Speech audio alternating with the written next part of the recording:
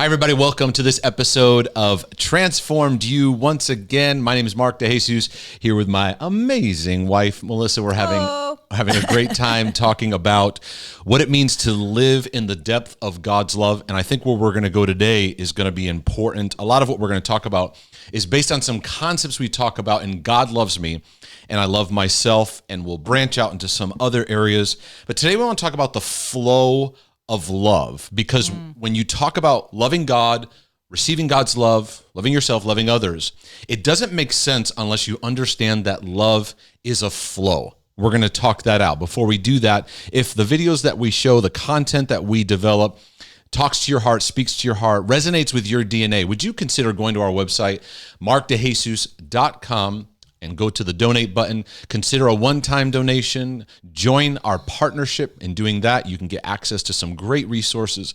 And in addition to that, it helps fund the work that we're doing. This is a full-time work that we are all invested in.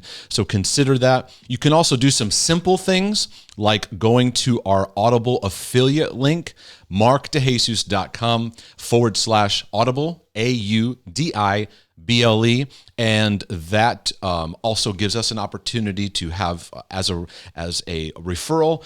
It will also support financially the work that we're doing. You can get Audible as a 30-day subscription. You can also get one free book. So you get 30 days free, and then you can quit if you don't like it, but odds are you're going to really like it. In fact, one of the most popular way people ingest. What's the word? Is it ingest? Ingest. Take in. You ingest and then digest. Ooh. Right? Snap. You know it. So, it's a great trial that you can take advantage of. And because it's an affiliate link for us, Audible also sends back towards us anybody who starts up with them. So want to make that clear, but also let you know, hey, it's great to support the work that we're doing. And if our talk today in any way, shape, and form blesses you, get a copy of our book, God Loves Me and I Love Myself. This has been a very important topic. I feel that I communicate it in a well-balanced biblical way that also addresses some of the ditches people wonder about when it comes to this subject. So let's talk about the flow of love. So when we talk about loving yourself and all this aspect of experiencing God's love, it doesn't really land unless you understand that it's a flow. Yeah, and I think it would help people if you helped to really clarify and break down that flow. Because I think there is a lot of confusion when it comes to loving yourself, the flow between you and God, others. I think there is a lot of confusion when we even bring up this subject with people. So if you could, in your best teaching way that you know how, can you help people understand what that flow really is? So I'll put up a couple graphics on the screen. If you're listening to this on audio, maybe you could check out the video version if you think that will help. But it starts off by understanding 3 dimensions of relationship. You have a relationship with God to whatever level of quality you feel it's there. You have a relationship with other people, but we don't realize we have a relationship with ourselves. And to some people that may sound a little bit odd, but you do, because you self-talk all day long. There's a narrative. There's a certain climate that's cultivated in how you interact with yourself, in how you see yourself. When you look in the mirror, you trigger how you see yourself. So there is 3 dimensions of relationship that we need to understand, and love needs to flow through all of them. So the key in understanding the flow of love is most Christians start with, I need to love God. It's based on the commandment, love the Lord your God with all your heart, soul, mind, strength, and love your neighbor as yourself. So we go, I'm going to love God. What we need to do is whenever you take concepts, you need to look at them scripturally across the board. Sometimes we take a certain scripture, we pull it out, isolate it, and don't let it work in harmony. And the Bible works in harmony. That's a really good point. Right? Yeah. So John made this one statement. He just dropped the bomb and moved on. He said, we love him because he first loved us. So you cannot love God in the way you were designed unless you learn to receive that love. And most Christians have had like a quick, okay, thank you for your love, God. I received Jesus. And that was it. And we didn't teach how to receive. So we're trying to love God without receiving. That's one of the blocks in the flow. So if you try to love God, I love you, I'm going to obey you and serve you, you will eventually burn out in Christianity. Which I was going to actually add to it, that this is why everybody's so exhausted. Totally. And then we end up in this unfortunate disappointment that we all have to face at some point of, why don't I feel his presence? Why can't I feel him? And it's really going back to this foundational thing. So the culture conditions you do more. You know what the problem is? You need to love God more. You need to do some more stuff. Right. Okay? You need to do more stuff for God. Performance, performance kind of thinking, performance kind of living. So then we move into another dimension, which is relationship with other people, right? And so when we look at relationship with others, the mindset is go out and love them sacrificially. So it's a lot of doing. You doing stuff for God, you doing stuff for other people, but you've skipped over what it means to receive love from God, and you've skipped over what it means to truly see yourself out of the way God sees you. If you want like a simple definition of loving yourself, it's seeing yourself and interacting with yourself the way God would. Because God is love. He doesn't have love. He sees you. He is love. He doesn't just have love. So it's not like just something he pulls out of his pocket. He is the very essence of love. So if you want to understand him, you got to understand how to relationally connect. And which is where we're all off. Right. So we've been conditioned, okay, love God, love others, right? But if you love other people and you're not loving out of what you've received from God and how you see yourself, you're going to burn out. Yeah. You're going to get bitter. You're going to be empty. At the end of the day, you're going to rest your head and you're going to go, I've given out so much. You're going to be frustrated. You're going to be open to bitterness. You're going to be open to addictions. You're going to be open to all kinds of aspects of the mind that are not going to be healthy, right? Because we've not cultivated, A, learn to receive, and B, really look at ourselves with that love. Can you look in the mirror, however fat, skinny, tall, short, whatever you are, and can you see yourself with the lens of love? The majority of Christians go, yeah, if they were honest, go, I can't stand how I look. Right. And I'm like, so Jesus died on the cross so you could hate your... Right, but then they lie and say that they can receive, I can receive God's love perfectly. Right. And it's a facade, really. So my ability to receive God's love, learning that is key, because then that affects how I love him back. When you receive God's love, loving him back is a response to what you received. Now you're in the flow. Right. Because it's like if you go out, you've been somewhere like in nature and you see something that's amazing and it brings out a response. Right. It shows you're receiving the beauty of what you see. Yeah, that's good. It's a good Right? example. Yeah. So that's loving God is not this like, I gotta love him. I'm gonna put it first. That's what a lot of people are doing. Or stand at the altar and go, all right, slap it on me. Give it to me, God. Give it to me. We stand there and wait. Yeah. Yeah, that's a whole right. Another added battle that you bring on is like, okay, I need to receive. So we're like, we look at God as like, he's out there, come here and like land something on me right. that I feel. And that's not going to lead in a healthy place either. It's actually an internal coming into agreement and alignment with he loves me. It becomes something that I have to slow myself down. That's important. I gotta allow the dust to settle more and more and learn to posture my heart in a way of like, all right, wherever I'm at and going through, you love me.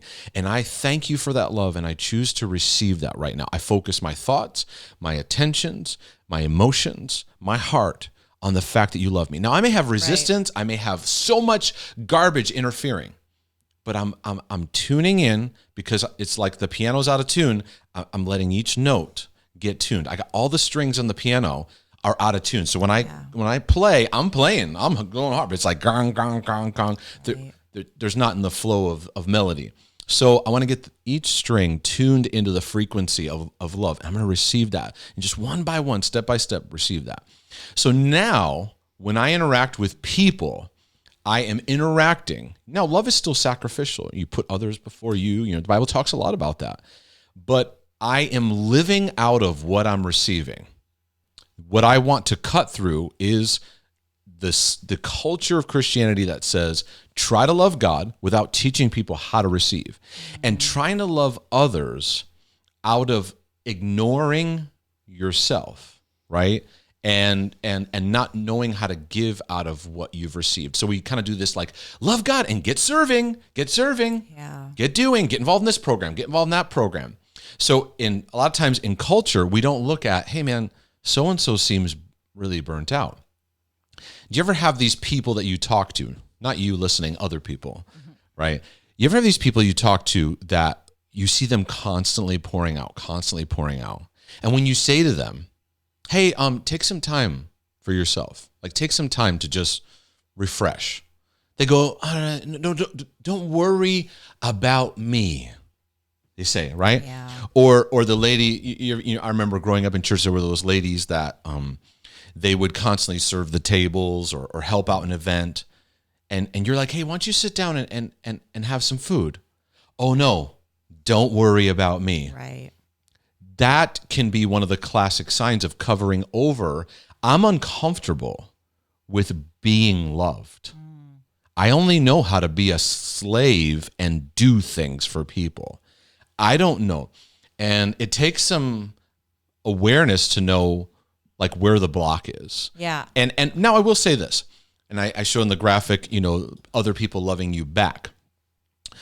That can cause problems because we can give love and then expect people loving you back is a bonus. It's an added icing on the cake, Yeah. right? But hear this, everyone. We have to understand too that when someone does love you through their words, hey, thank you for your time. Thank you for being with me. Hey, you said what you said. I really appreciate. Do you acknowledge it? Receive it for what it is. Or do you deflect it? Oh, was it me? It was the Lord, or all these things that we do. People go, oh no. Right. Women do that a lot. I think women are really good at that. Just kind of deflecting to say, oh no, like I was giving somebody a compliment last weekend on just who they are, and no. Right. We quickly, I think women do that really a lot. We just shove it off. Nope. Right, because you're so used to doing and being a wife, a mom, all these things, and not knowing how to receive. It's a foreign reference. So when somebody does say, hey, I appreciate you, there isn't an ability to take it in for what it's worth. Now, I know that we can have issues where rejection will teach us to just kind of like, feed me, affirm me. I get that. I'm not talking about that. What I want to encourage is be mindful that when you ask God, show me your love, that he brings a person to demonstrate, to be a vessel of that love. And don't dismiss it and think, well, no, I need an angel, or I need a moment, or I need this thing. No, he'll probably use a spouse or somebody in your life to say something that you need to stop and lean into and go, I think God may be using this moment. Well, your last point is really where we need to hit home, because we've talked about this so many times in other podcasts. On here, we come into the church, we come into the family of God, and we're just expected to kind of all act great and all have great relationships. And the flow of God between you must be great if you're saved. And we don't stop. And I think that this is something that pastors and churches and teachers should really be focusing on in the body right now, of this aspect of love in relationships and the flow of this, because we're already coming in with a deficit that we don't recognize. We can say, oh, I had bad parents, but we're not fully really articulating the emotional language of not understanding a healthy reference for love. Coming in and saying, I don't know how to interact with men at church because I had horrible relationship with my dad, but I had no relationship with my brothers. They treated me horrible, or we didn't really have a relationship, or sisters, and now there's all these catty relationships. There's so much brokenness that we're manifesting, but we're not really articulating properly. Like, we got to get to the bottom of this. We really want to be a healthy church, and we want to be a healthy body. This is the topic, hands down, that we need to be talking about in a productive way with good language, so that people can really understand, because it's the point I hammer home all the time. We're not talking about these things with good language, so people don't even know the source and root of what they're even struggling with, because it's like, yes, the tithe sermons and all these things are so important, and accepting communities and working with people and loving them. But if we don't get back to this real issue of how we're loving each other, how we're receiving love from God. Right. Right. So I think that what we need to do is have a honest, without beating ourselves up, an honest awareness of where's the flow blocked up. And we like to help people to understand and realize where in those three dimensions is the flow blocked up. Do you say, yes, God loves me, but when you look at yourself, you're still saying no to it internally. So it creates a block for the flow. Or with other people. I find that God works so powerfully in my life relationally when I allow him, one of two things. I allow him to let me receive his love myself the way that he loves me. It brings out the best in me. Or in a relationship interaction, I let that person be an opportunity for me to experience love. Maybe they just listen to me. I share something, they're just, for a moment, they're a good listener. They're not a good listener all the time, but for that moment. And I allow God to be in that. The one thing I would say about your journey, we've had so many seasons with different people in our life. And that's one thing that I think I've watched you do that you really will be intentional about is if a person is in your life, what is it that God is doing with this person that I can, receive from?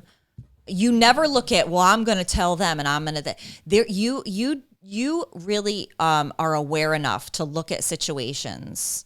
That's one thing I do admire about you is that you go, okay, if I have an opportunity to give wisdom, I will, but you do look at, you're very good at looking at relationships and going, what can I get from this? Not what can I get from this, but what can I learn from this? Can I get love? Is God bringing really interesting observation? Yeah. You do that very well. You are we referenced the verse last week of, quick to listen, slow to speak. I think that's one thing that you have learned over you do that really well. I don't. I'm like, I got something to say and blah, blah, blah. Which I guess maybe, I don't know if ladies do that, but you're really good at that. And in that, people will say something and you're like, yeah, you take it in. I really admire that about you. And I think that's a good place for people to even begin. Because I think if we could transition into that, you've given some good nuggets. When someone's listening to this now going, okay, I get it. I'm seeing this flow messed up in all these areas. Where is a good spot to begin to say, okay, I need to start doing some practical things to help this flow? So maybe you can start with yourself. Yeah, that's where I would begin, because when you bring up what you bring up, there is a mindset I have that no matter who I'm talking to, I feel like I can learn from them. Even people I coach, like as I hear their story. You're a great student. I'll learn. Yeah, you're a great student. I'll learn. I like to learn what makes them tick. And I find myself in their battles. Yes. So then it makes a great exchange because I'm not looking from like a tower down. Yeah, it helps you, I think, in loving people because you go, I relate to that. I get it. Like, you're really good at that. Well, I think there's not one thing I look at in somebody that a struggle they have or a battle that I don't go, I could see, right. I could easily just as much be in your battleground too. Yeah. So then anyway, where it started when I said, I don't know how it dawned on me, but the thought came to me that said, if I'm going to grow in God, I have to have a greater appreciation for my relational world. Because my initial wiring was like type A, go get them. There's like this kind of hostile, driven the performance, anger. But then isolate too, right. What it does is when you're in that performing perfectionism type A kind of thing, you're so steamrolling ahead, you don't make room for relational moments. Mm-hmm. I get very nervous when I see these, sometimes type A kind of pastors or influential leaders, because it's like, do they make time for those moments? Or is it like, the show must go on, the machine must go on? So I had to take my rhythm and just adjust it to never see interactions or things as an inconvenience, but more, is this an opportunity? Yeah. And I have anxiety issues, all these things at the time that I'm working through. I go, this is my moment to exercise it out. Mm-hmm. I'm here at a birthday party from somebody in the church, and instead of going and just leaving right as soon as I can, or just not going at all, I'm going to use this moment to work out my issues Yeah. in the sense of develop my confidence, love on somebody. Let me get out of my head and just love on somebody right now. Yeah. I get stuck in my head, right?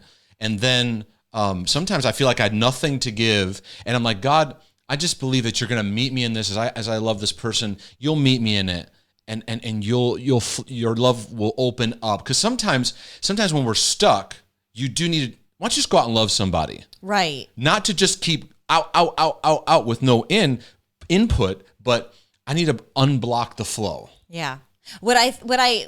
You helped me with too, though, is because I know for me, I was so stuck in how I felt in the situation, right? And I know that was a big thing for you. You know, you're so aware of how you feel. And there were so many moments that, like, you were somewhere, you went in the bathroom, you prayed. Yeah. You know, you had to, like, realign yourself to reset. Okay, no, this isn't just about how I feel right now, and I got to work through this. And really reset your heart to, okay, no, I'm going to go out and I'm going to break through this, and I'm going to hear what this person has to say. And, you know, and those little things, I've watched you do that stuff so much over the years and really grow in this area. The goal of it, too, because you're bringing out great examples that help me to articulate it. The goal is that, like you said, you and I would be, like when we were dating, we'd be at like somebody's dinner party, and I'm having an anxiety attack. Yeah, we're like, we gotta go. I have to go to the bathroom. I excuse myself to go to the bathroom for a few minutes. Hey, Father God, help me with rejection issues right now, right? Or I'd pray through whatever in that moment, and then come back out. I'm like, all right, I got a little bit better, a little clarity. But what I found is that the goal wasn't like I just want to feel better so I can just feel better. And I understand when Christians see the term loving yourself, they're afraid of the narcissism effect. And if you have that, I get it. I get it. You know, if you write the term loving yourself in Christianity, you'll get some articles on like that's baloney. You know, that's I understand where they're coming from. But when you understand love as a flow, narcissism does not show the person is loving themselves. But then we're avoiding the verses on loving yourself. A husband loving himself as, loves his wife. We love people out of how we love ourselves. And the church is ignoring these verses. Or they say them fast, like they're pretty. I don't know that we're like ignoring them. I think we're not understanding like the context of how love operates. Right. We're still engaged in a performing kind of world. So if it comes to loving God, loving other people, and then ourselves is like just so foreign. I think we live in a plague of inability to love yourself. Yeah. That is epic. More than even the times that the Bible was written. I believe we're in such an epic. We're manifesting. So what happens is people are either in this like empty place, they're just burnt out, or they try to love themselves, but they're not understanding love because they haven't been mentored. Well, and let's be real. And let me just finish thought. And it does become selfish. Mm-hmm. We do have a lot of selfishness. Selfishness comes out of self-hate. Right. That's the thing people don't understand. Which is love removed. Because love is absent, so you survive. You live like a slave, pull in together, do what I got to do, me, entitled, my, how, what's this in for me? It's the manifestation of brokenness. So the cure for it is not just go out and be selfless. The cure is let's understand what it means to truly receive love. Yeah. And let's give out of that. Yeah. And start opening up your eyes and looking out, because many people are very wounded and broken, and in that they do get isolated. They develop a mindset like a kingdom of self, like a world of self that you can get consumed in. But it doesn't negate the need to address the subject. Which this is a big topic when it comes to marriage. Right. And we'll be doing, hopefully conferences and further things on this and how we've learned and understood this in our history. Because this is really the problem. Yes, we have to worry about this because of the relationships we're in. It becomes harder as we're trying to love ourselves. And everybody around us is walking around hating themselves too. So we're all just pinging off of each other. But the real problem then comes into marriage. And when you come into this illumination, or you get some general sense of it, and your spouse is like, yeah, get out, I'm good.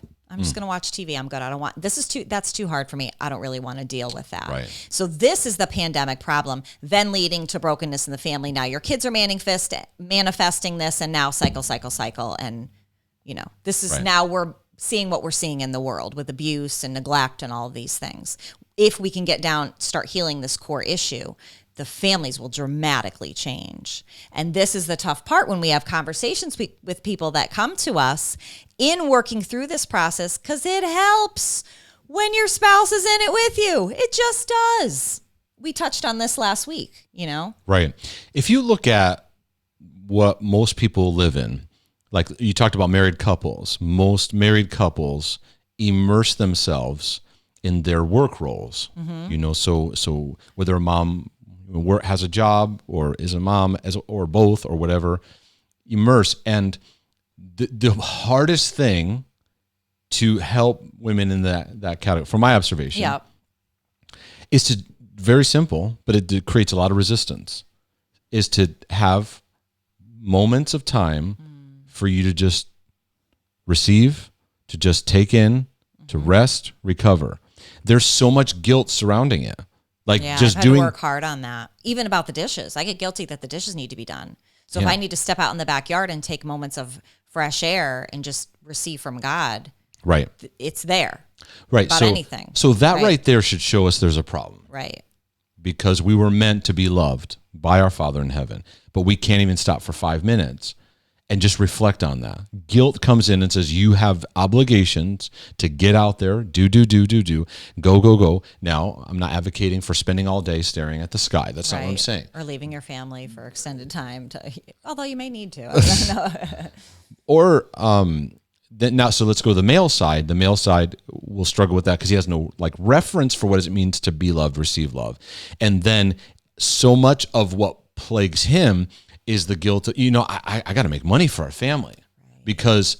But it's easy. It's what he can do. Well, it's also tied into the curse too, where God said you're going to work the land, and plow it. So men easily get their identity out of the very thing they were thrusted into, and so then the provider and some of those things, then it becomes a torment. So that instead of going, I need to learn how to have a relationship with other guys and get some good input, because that will then help me in all the things that I'm, working on, earning money or whatever. It'll make that better. We just keep going. So now you have two people married who are both doing that in their own unique way. So now it infects the marriage, like you said. It infects their parenting. It trickles down to the kids. The kids are not getting the attention because you're not relationally wired. You're task oriented. Let's get the dinner table set. Let's get this. Let's clean up. Let's get the dishes, get your showers. All that's great, but there isn't I want to be present. And this is another practical thing that is incredibly helpful, is learning to be present in the moment, where Jesus said, don't worry about tomorrow. Be here in this moment. Be present and enjoy and extract the relational connection that's here and it's available, because then you have an opportunity to take in the love that God has for you, because he uses relationships. We cannot truly understand a God and his love that we cannot see if we're not able to interact with each other, with people we can see, and let love have its perfect work. And that's a lot of what John talked about in 1 John, it's that, who we know as Jesus, we've seen. You haven't seen him, but we've seen him. Yeah. But let me tell you something. We learn him by learning how to do it with each other. So if you say you love God and hate your brother, you don't know God, basically. So, but if you love your neighbor and love and don't hate them, but learn to receive love, give love, you're actually going to enhance. So each of these areas that I talk to visually, they're all connected with each other. Yeah. And so you start with going, all right, I'm going to be more present. I want to learn where the block is. And I'm going to pray, God, would you help me learn to receive and unblock the flow, and then allow the relational cues to open up? Yeah, that's good. Because I was going to ask you, I want 3 things, very practical 3 things: God, you, and others. Yeah. That's a good place to start. So okay, I'll give a bunch of other examples. Let's say you could say, hey, there's this was one for me when I was in the epic type A go world. It was like, those ladies that, they're like grandma year ladies that they'd come by you and say, good morning. How you doing, Pastor Mark? And I would just give them a quick, why don't you stop and just hang in there a little longer and go, how are you doing? Right. And just pause while you're in the midst of, you got a service that's going to start. You got all these responsibilities, blah, blah, blah, blah, blah. Why don't you just stop and take in that moment? Yeah. Okay. That's one example. Just learn to take in the moment. So I started I'd be in line at CVS and this old lady would come over and she'd be in line with me and she'd talk and I'd go, and I would just engage the moment. Normally I would give an answer just enough to fulfill her response. Instead, I'm just like, yeah, so, where are you from? It's like I did with the guy at Noah's Ark. We went to Noah's Ark a couple weeks ago with your parents and we're walking up to Noah's Ark. And this the military old man, guy. Yeah. This little old man, he was so cute. He's a veteran. He had his hat on, Vietnam vet. And he came up and he just started talking to me. So he was just the cutest thing. So I kind of put my arm with him. And his son, who was probably my age, came up, kind of leaned in like, I said, oh, it's good. And I just kind of shut you guys all out around me. Right. And a grief in my heart is I never had a grandpa. I never had that. I had grandparents. They were blood people in my life, but I did not have a grandpa. It's an ache in my heart that I've always had. Me neither. And this man walked up to me and he just started talking to me and he looked at me and he was telling me his stories. And I just put my arm in his grandpa time that I always desired. And in that moment, I was very aware to say, no, I'm going to take this right now. He's talking and he needs to talk. Right. But I'm going to take it for me too because I need this. It was loving and kind and nurturing and great. Right. You're using the opportunity to be loving towards him, yes, but you're also greatly receiving. So that's a sign of an open heart. That we're trying to help people. It's like I'm making room in this moment for there to be an exchange of love. Exchange is a great word. Yeah. And then there's other examples where, let's say you work at a job and there's somebody in a couple of cubicles down and they annoy you. They just hit every nerve and they're annoying, and they probably are.